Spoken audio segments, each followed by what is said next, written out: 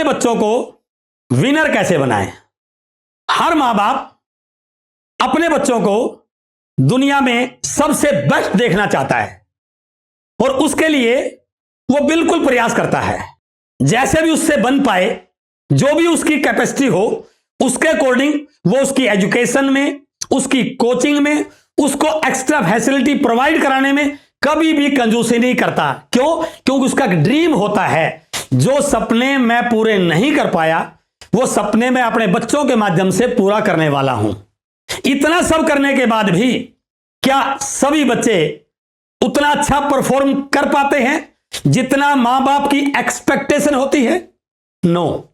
केवल 2% बच्चे हैं जो बहुत अच्छे प्रोफेशनल कोर्सेज में, बड़े बड़े ट्रेनिंग कोर्सेज में, बड़े बड़े एमबीए के कॉलेजेस में, इंजीनियरिंग में, डॉक्टरी में चले जाते हैं, लेकिन 98% के आसपास बच्चे तो नॉर्मल ही रहते हैं। जबकि मां बाप चाहते हैं कि उसका बेटा अव्वल बने। ऐसे क्या कारण हैं जो उन बच्चों को उस लेवल पर नहीं ले जा पाते हैं जो मां बाप चाहते हैं? जी हां, आज मैं आपसे बातचीत करने वाला हूं उस गंभीर विषय को लेकर के। यदि हम थोड़ा सा उस कोचिंग के साथ साथ, उस पढ़ाई के साथ साथ, उस एक्स्ट्रा फैसिलिटी के साथ साथ कुछ और चीजों पे ध्यान दें तो मैं पूरे दावे से कह सकता हूं हम अपने बच्चों का बेस्ट आउटपुट निकाल सकते हैं, हम अपने बच्चों को बहुत अच्छे मुकाम पर पहुंचा सकते हैं। तो आज की वीडियो बहुत इंपॉर्टेंट है, बहुत शानदार है, खुद भी देखिए और अपने बच्चों के साथ भी इसका जरूर शेयर कीजिए।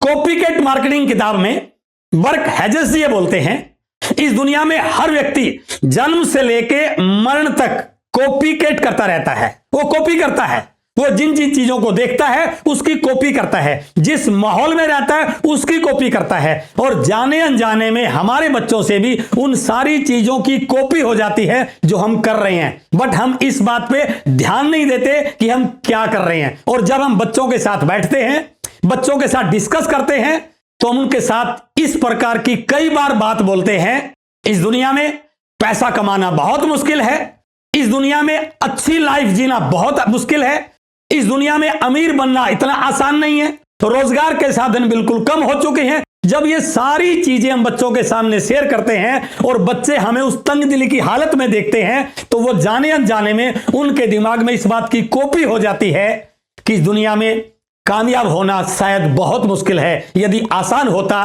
तो मेरे पिताजी भी कामयाब हो चुके होते। हमें इस चीज को दुरुस्त करने की जरूरत है सर। बच्चों के सामने कभी भी कमजोर बातें डिस्कस नहीं करनी है। बच्चों के सामने कभी भी अपनी लाइफ के वो हार्ड मोमेंट जिससे आप परेशान हुए हैं उनको डिस्कस करने की जरूरत नहीं है सर। बच्चों के सामने एक आईना दिखाने की जरूरत है कि ये जीवन जो मिला है ना, इसमें कुछ भी किया जा सकता है। बस एक इस प्रकार का माहौल हमें अपने घर में क्रिएट करने की जरूरत है। यदि हम इस चीज पे ध्यान देंगे तो निस्संदेह हमारे बच्चे भी उन सारी चीजों की कॉपी करेंगे और उनके अवचेतन मन में, सबकॉन्शियस माइंड में वो सॉफ्टवेयर बनने शुरू हो जाएंगे जो उनको जीवन में विनर बनाने में सहयोग कर सकते हैं। तो मैं आज आपसे डिस्कस करने वाला हूं उन 7 पॉइंट्स पे जिनको यदि हम सही ढंग से फॉलो करें तो हम अपने बच्चों को बेस्ट परफॉर्म करने के लिए तैयार कर सकते हैं।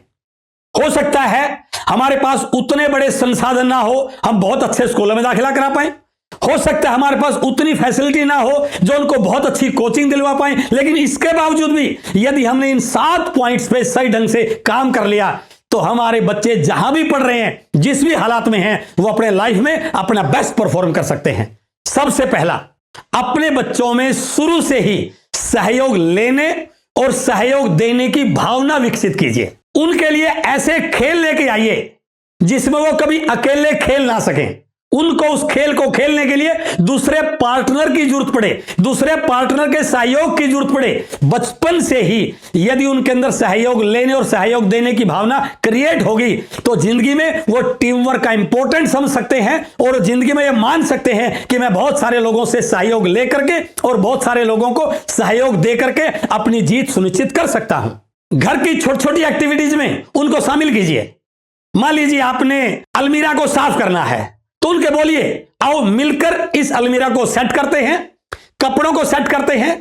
आपने बेड को सेट करना है तो उनको इन्वॉल्व कीजिए, आओ हम मिलकर इस बेड को सेट करते हैं। यदि आप उनकी इन एक्टिविटीज में सहयोग लेने व देने का काम उनके अंदर डेवलप कर पाए तो वो जिंदगी में इस खूबी की वजह से बहुत बड़ा काम कर सकते हैं। दूसरा बहुत इंपॉर्टेंट पॉइंट, उनमें कभी भी डर मत पैदा कीजिए। हम कई बार क्या करते हैं, बच्चों को डराते हैं किसी काम को करने के लिए। नो, इस आदत को आप बदलिए। बाई चांस बच्चे ने गलती भी कर दी है, वो किसी काम में हार भी गया है, तो उनको क्रिटिसाइज मत कीजिए, उनको अप्रिशिएट कीजिए कि आपने अच्छा किया, या और अच्छा कैसे हो सकता है, इस पर वो बातचीत करते हैं। उनके अंदर यह भावना पैदा कीजिए कि फिर से प्रयास कैसे किया जाए।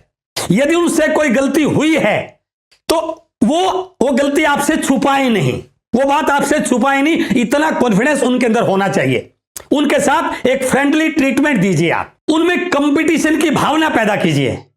यदि हार जाएं, पिछड़ जाएं, तो उनको बोलिए दोबारा प्रयास कैसे करते हैं, दोबारा इस जीत को कैसे जीता जाता है, वो भावना उनके अंदर आप पैदा कीजिए। असफलता का डर, रिजेक्शन का डर, गलत होने का डर, पीछे रहने का डर, यदि आपने डर निकाल दिए तो जिंदगी में अपने आप को बहुत बड़ी सफलता के लिए तैयार कर सकता है। तीसरा जो आपके बच्चे को बहुत आगे बढ़ने में उनकी हेल्प कर सकता है वो है don't compare them with others. कभी भी अपने बच्चों की तुलना किसी और के बच्चों के साथ मत कीजिए। सर, हो सकता है आपके पड़ोसी के बच्चे के 98% आए हों और आपके बच्चे के मार्क्स आए हो 68%, तो उनको इस बात के लिए हतोत्साहित मत कीजिए कि आपके 98% क्यों नहीं आए। नो, हो सकता है आपके बच्चे में कोई और ऐसी खूबी हो जो पड़ोसी के बच्चे में ना हो।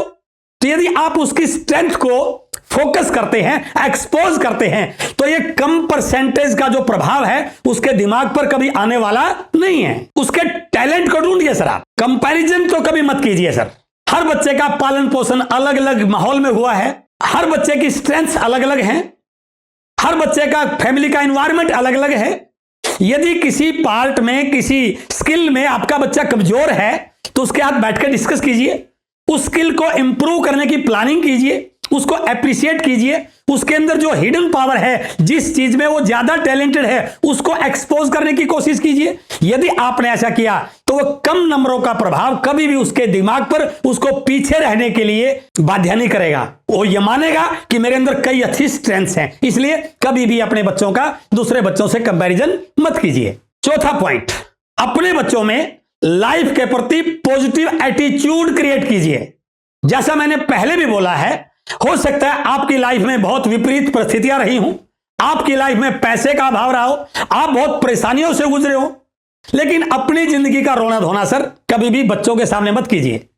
यदि आपने उनके दिमाग में लाइफ के प्रति नेगेटिव एटीट्यूड क्रिएट कर दिया तो अपनी अच्छी स्ट्रेंथ होने के बाद भी अपनी लाइफ को अच्छे से जी नहीं पाएंगे सर, अपनी लाइफ का एंजॉय नहीं कर पाएंगे। तो इसलिए जब भी अपने बच्चों के पास बैठे, इस लाइफ के बारे में उनके साथ अच्छी चीजें शेयर कीजिए। जिंदगी में क्या क्या हो सकता है, इस दुनिया में भगवान ने सबको अवसर दिए हैं, उस अवसर को कैसे किया जाए। इस पृथ्वी पर सब कुछ अवेलेबल है, सारे संसाधन अवेलेबल है, बस हमें उनको प्राप्त करने के लिए अपनी स्किल को डेवलप करने की जरूरत है। यदि आप अपने बच्चों में लाइफ के प्रति पॉजिटिव एटीट्यूड क्रिएट कर पाए तो भले उनके मार्क्स कम हैं, लेकिन मैं दावे से कहता हूं वो जिंदगी को रॉयल लाइफ की तरह जी सकते हैं। तो इसलिए इस पॉइंट पर बिल्कुल ध्यान दीजिए।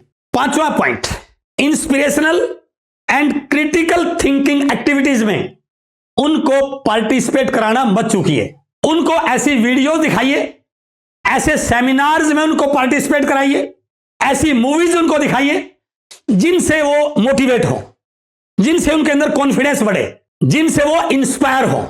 म्यूचुअल क्वेश्चनिंग उनसे कीजिए ताकि उनके अंदर क्रिटिकल थिंकिंग पैदा हो। यदि आप ये चीजें करेंगे तो उनके अंदर कैन डू एटीट्यूड क्रिएट होगा। सर, मैं कर सकता हूं, यह भावना क्रिएट होगी।